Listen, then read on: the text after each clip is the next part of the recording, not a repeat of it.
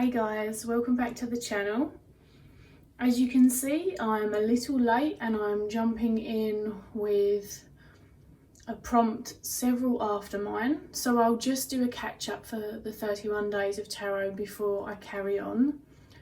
I think I said before that I wouldn't do all of the prompts purely because some weren't relevant to me.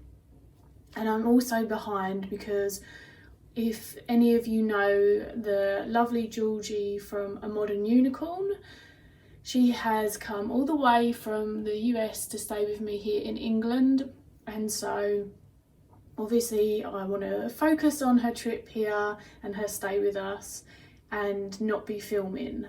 But today she's off adventuring with someone else and I want to catch up with you all. I didn't participate in day 6 because it was what decks are you anticipating in 2020, and there really isn't anything that I can think of. I'm not suggesting that there isn't anything that I would be interested in, but honestly I don't have anything that I'm anticipating coming out in 2020 or anything that I'm headstrong about getting. And then for the following day, day 7, the tarot card that repeated or stalked me in 2019. To be honest with you, I had periods of repeating cards, but there wasn't one or even 2 particular things that stood out. And so it would have been quite an undertaking to try and pull out so many cards that kept coming through. And I really did pull quite a varied amount. I worked with some specific cards, but in terms of repeating cards, there wasn't anything particularly significant that stood out to me.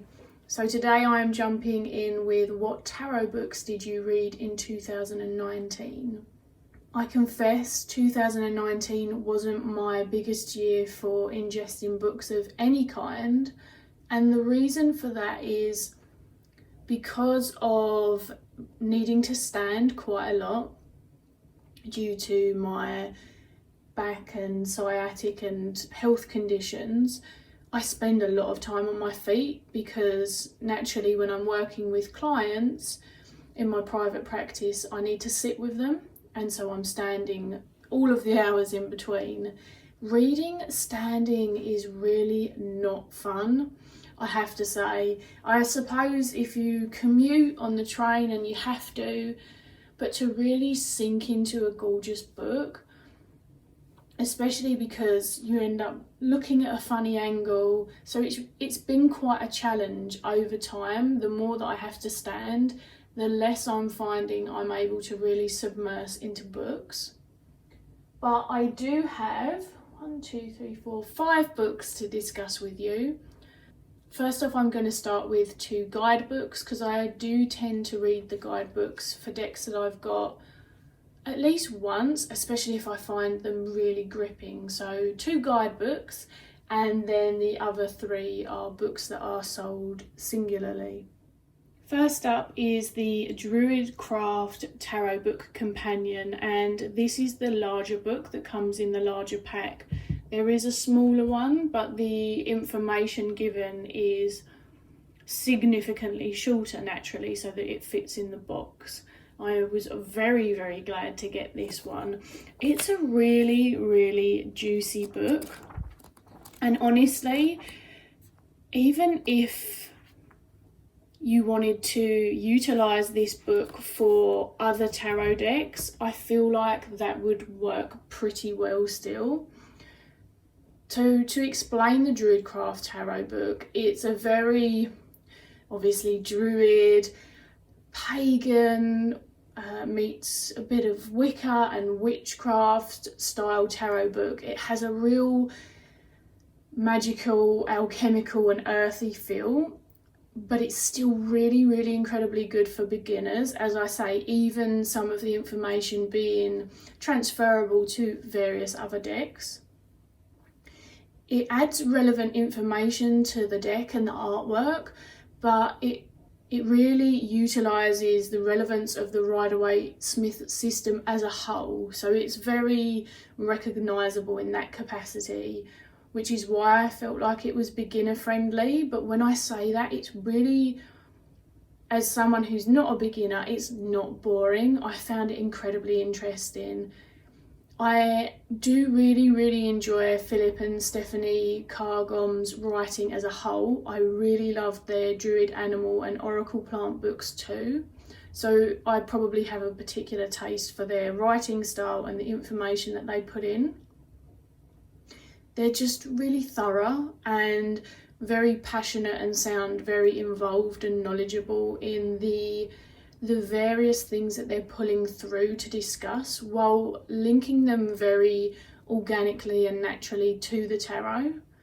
The cults in particular are really interesting and quite versatile because they utilise personality styles, but they also discuss situations and energetic occurrences. There's a brief discussion of numerology, and there's keywords for, I think, every card, which I think keywords are always a really good bonus for beginners, and even for seasoned tarotists, card slingers, going back into the book and just grabbing a keyword and really sinking into that and building upon it on the card without the rest of the content. I particularly appreciate the connection to the land locally to me and places I've visited, the myth and the legend discussed, the various tools, the Celtic associations and the Wheel of the Year.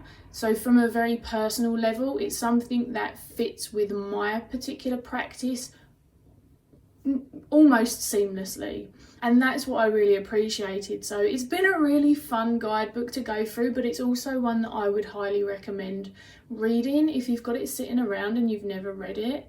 And because it does have the myth and the other editions, it's got a storytelling quality to it that makes it a really easy read, rather than feeling, some tarot books are reference books. They're much better suited as reference books or taken in small doses, whereas this one lends itself a bit more to longer read or immersion in the book and the deck. My other absolutely favourite guidebook is the Mesquite Tarot, and I know it's out of print.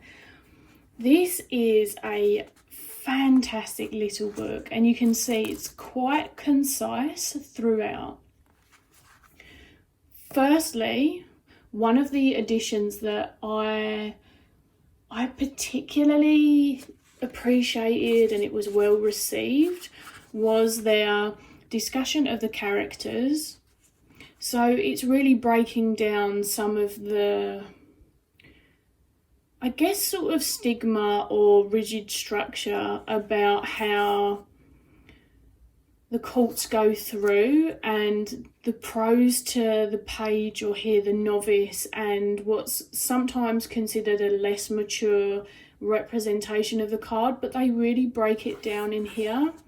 And again, they discuss the pronouns, because the actual cards themselves are pretty neutral across the board, and they've used neutral cults, but they do use more gendered language in the book, but they discuss why they do that and what they mean by it and how they're sort of filtering it through their book, which is a really lovely addition. And then it moves into the cards, and you can see that most of them have got some keywords at the top, but you don't have that on the cults. And then you've got some keywords at the bottom of the ones that have keywords that are more, I guess, in shadow. The book essentially has a really poetic feel to it, and whilst it's concise, it's superbly relevant to the content of the cards. It weaves a kind of mix of light, neutral and shadow aspects of every card's energy and its presence, which, again, if you know me as a reader, then you know that I'll really appreciate that. And the keywords, they're just something that I tend to enjoy in books. It's really underrated, this book, actually. It's quite powerful. They are like poems for each card, and it's a really, really enjoyable read. But I appreciate, of course, it's not one that people are going to be able to get hold of now. Moving into other books, I know you saw this last year, but I actually read this Discovering Yourself Through Tarot, or I reread it rather, this year. The thing is, with my sort of, I guess, my fibro fog and things like that, sometimes I really want to read things a few times so that they sink into a different level of my consciousness and they're kind of secured there. And this is another book that I really enjoy, and I enjoy the Jungian focus as well. It's certainly not the heaviest or the most academic version of this type of book either. So in my opinion, I feel it's quite approachable for everyone, although likely not beginner, just due to a few things. So there's the additional suit of spirit, which personally isn't something that interests me, and in honesty, I don't really pay any mind to that part of the book. The addition of the divination aspects, especially the way that they're described for the cults, where it starts going into hair colour and things, as you know, that doesn't appeal or fit for me. But in honesty, I just leave what doesn't suit, and actually, in terms of an easily digestible book for considering some inclusion of this archetypal model, the Tree of Life is included, brief discussions of concepts and things such as ego, self, shadow. As I say, I don't necessarily ascribe to or agree with all of what the author's included, but in honesty, that's quite common for me with books, especially when they start to stretch into the realms of psychotherapy and psychology and really pull upon my work and my own sort of beliefs and framework around that. But that's the beauty of reading books from other people's perspectives, again, at least for me, and I find it a really valuable addition to my tarot books, and one that will remain in my collection. Sometimes tarot books, they come in, you know, they're interesting enough, but I know that it's just not going to be pulled upon, or it's not really, for me, adding any more value to my practice, and so they go. But this one, I really enjoy this one. Next is Tarot and Psychology, Spectrums of Possibility. This book was on my wish list for, wow, some time now. And it's an incredibly juicy book, which I've enjoyed so far. In honesty, I can't review it at a satisfactory level yet, because I've only read a quarter or maybe more, a third of this particular book. And again, that's much more relevant to the difficulties I'm having reading and standing than anything else. Some concentration stuff as well that's been going on. I'm aware of how dated some of the content will be, actually, in a few of the books that I've got, just based on when they came out. But I, as I say, had wanted to add this book to my arsenal for a long time, and I waited until I could get a second-hand copy at a price that was working for me at the time. But to be honest, the stuff that is dated I can work around or release, you know, anything that's changed or just doesn't fit with me. So it's the same as it would be with a new book. I feel that the author was incredibly passionate about this exploration of tarot and psychology, very well versed and practiced in both aspects from what I've read so far. And when I do get to read it, it's actually a real treat for me, to be honest. I do lose myself in it for a while. I don't think it's a book for everyone, and it's not because I believe that it's a hard read per se. When he's referencing various therapeutic styles, individuals or concepts, for those who aren't familiar, there's going to be some bits that likely don't make full sense just based on not having that extra information of who or what's being referenced in your arsenal.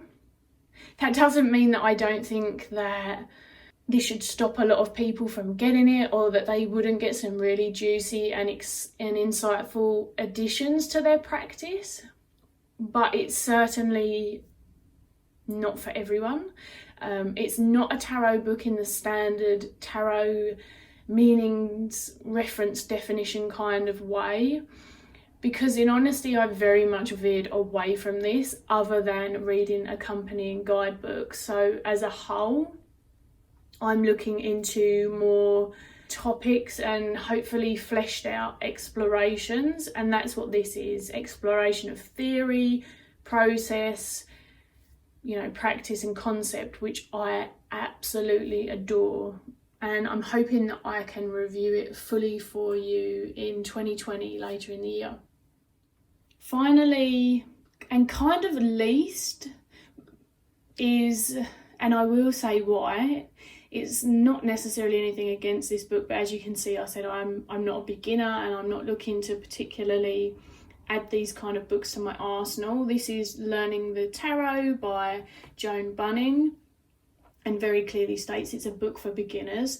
It's not a book that I was desperate for, felt I needed. It wasn't even on my wish list, but it has value nevertheless. And the reason that I have this book is because I was walking through the city and found a very quaint little charity shop, went in and saw a little section of tarot stuff in there which really surprised me. This was all of £1 or £2, and why not? So I grabbed this book. It's another one, and I'm sorry to repeat, that's going to be dated because of when it came out. Back in the day, actually, when I first was watching YouTube, Tarotland, before I was a part of it, it was a much more widely discussed book on YouTube as a great book for beginners, and probably was much less older then than it is now. I know it was one that quite a few people who, they're not in Tarotland anymore, but it was one of the ones that they started with and they appreciated it, and that's why I recognised it in the charity shop. Even though I'm not a beginner, I believe most books can add something to our practice, even if, worst case scenario, especially for only £1 or £2, that it's that I disagree, and it just continues to build on the foundation of my knowledge of what is and isn't a part of my practice. I'll be honest, I don't particularly love her fanatic interest or adoration for the Celtic cross spread, but again, I just ignored that part.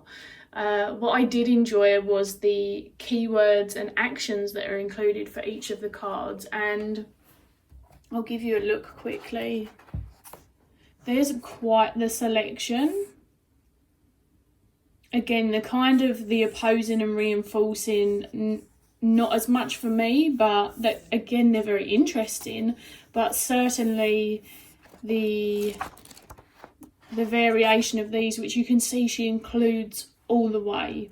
And whilst the meanings, they're neither short nor long, they're just a nice size, these additions really add to sort of fleshing out the meaning of the cards and what you're getting from the book. It's an incredibly Rider-Waite-Smith book, so again, not a complete fit for my practice, but I was very realistic with my expectations. I found the cult discussions especially interesting. I neither loved nor hated them. One of my observations was only the knights have, whether you want to call it light and shadow or positive and negative, only the knights have those explorations, which I find kind of bizarre. And I wondered why the page, king, queen got a much more lighter overall positive kind of feel. In honesty, I'd have preferred if they all got the same treatment as the knights, And my concern would be that because of that with the Knights, for a newbie, it might leave a bit of a strange taste in their mouth in regards to the Knights. And that's why it's been a really interesting book. It won't necessarily stay with me forever. And I'm not sure if I'd recommend it for a complete beginner, at least not alone. Which is not necessarily a bad thing. Having a couple of books as a beginner is probably a good idea, rather than solely going on one person's whole practice and words. It has some really solid information, but because of the few things that I've mentioned, like the courts and the way that they sway, without some more neutral, balanced, reversed, or even explorative discussion as to what happens if you pull a card for an opposite energy. So you framed the card question or the card placement as negative and you're pulling a positive card, or it's hard for me to fully articulate, but because it's not varied in the way that it discusses, I think it could trip up really fresh beginners maybe. I'm not sure. It's just a bit of a sense that I get, but as someone who found a really good deal and will of course just gift it on to someone at some point, I'm enjoying seeing Joan Bunning's addition to the tarot, and I'll probably try a few more of the various exercises at some stage as well. So that was the last physical book, at least it sticks out in my memory. I've probably picked up other guidebooks as I've gone along. I read an absolutely amazing rune book, and I've been doing 2019 more courses.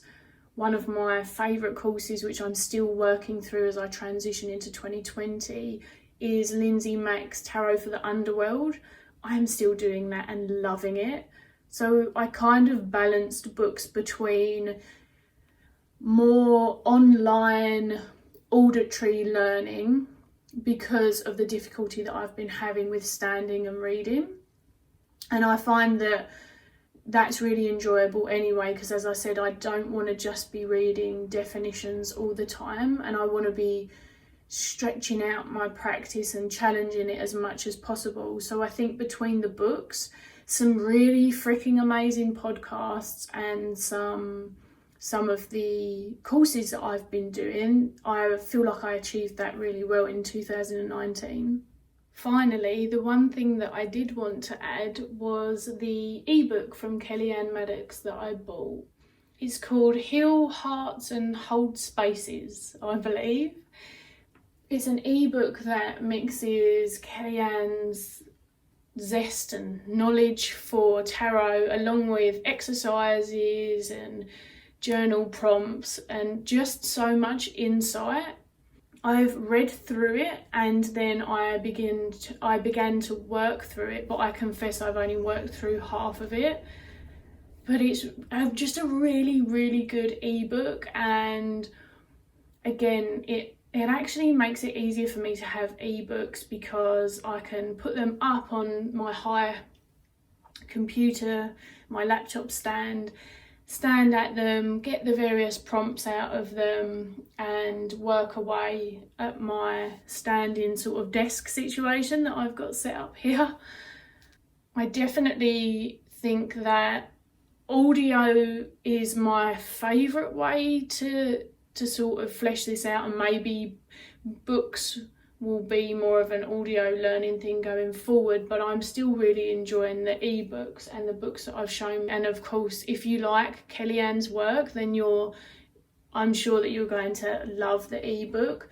And it's more of a tool for people who want to, I guess, expand, just continue to expand the way that you're working with others, a reflective way of how you work, but then again with looking at how you hold space for your querents and how you inspire them, because that's something that she's particularly passionate about. So it was very much focused on the expansion of my practice again, as opposed to ingesting more content that was kind of meaning based. It's really, really good. I really enjoyed it. When I finish all of the other journaling aspects and that, and really I just had a break from it because I can't remember what happened at the time. Something happened, I think we went away, then we come back, and then the health stuff, and then, to be honest with you, it just wasn't in the forefront of my mind. And then a friend and I got, at a later date, got really excited about the Lindsay Mack stuff. And I don't like to spread myself too thin. So I focused on the Lindsay Mack stuff, and then I'll refocus on the rest of Kellyanne's ebook this year. But it is definitely worth mentioning, just so that people know that they're out there as well, because it's not the only one that she has, I believe, and if you're into ebooks, then it's probably a great little companion, especially because you could also bring it up on your phone and then be traveling and just have it on your phone and have your journal and pen with you. That's my book prompts. Hopefully you don't mind that I've skipped a few. I'll probably skip a few again, not straight away, but there's a few more prompts that they just don't fit with my practice, and I don't want to be boring you guys. That's really hopefully not what I'm doing or here for. So thank you for listening, and I will catch you all for the next prompt.